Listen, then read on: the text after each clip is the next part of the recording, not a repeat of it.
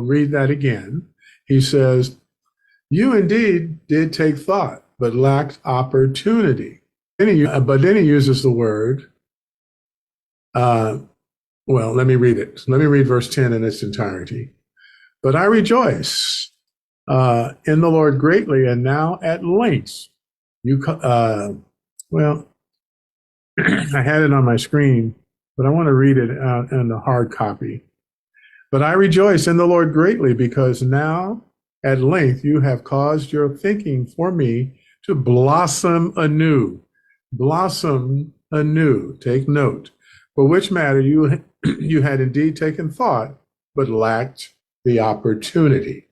This word blossom anew is it's really a beautiful expression, and it's rich in its implication. If Paul uses the word blossom, it must be related to something of life, and even the more because it's in this experience of life in the book of God's life.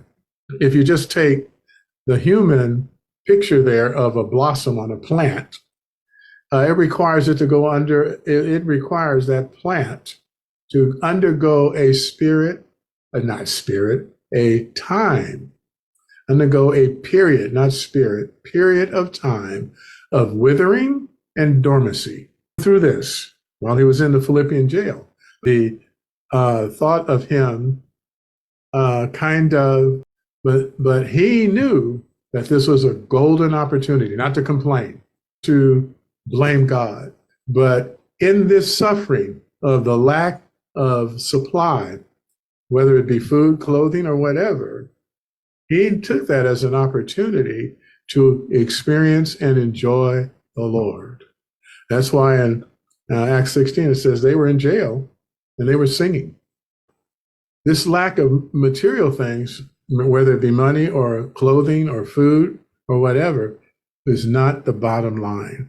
That is still somewhat superficial. He took this opportunity.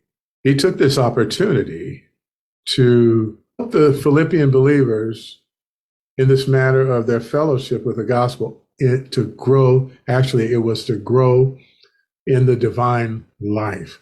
So he wanted fellowship. That's why he says, I don't seek what is yours.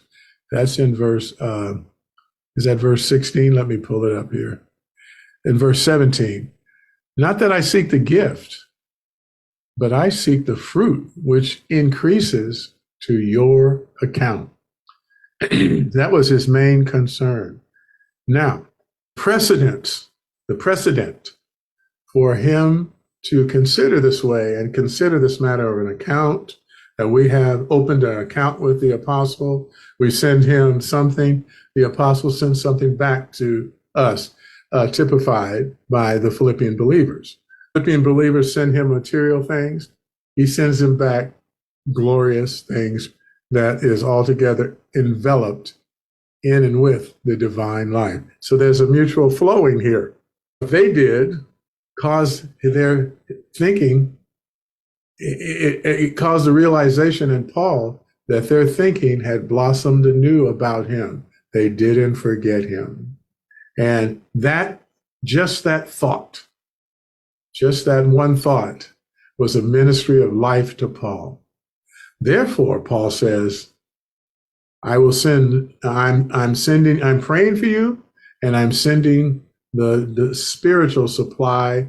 And even he says, if you look at verse 20, those are verses that we will take up today, Philippians 4:10 and then 14 to 20. But if you look at verse 19, not 20, let me go to Philippians 14.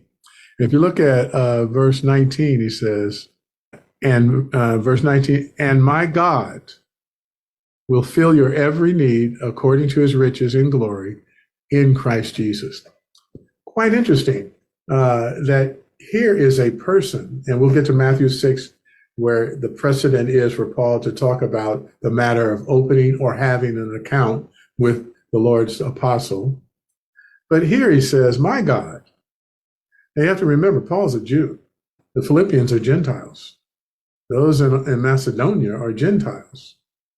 But Paul was clear that his God was their God. And he wanted to know that his God, he wanted them to know that his God, he trusted, would fill your every need according to his riches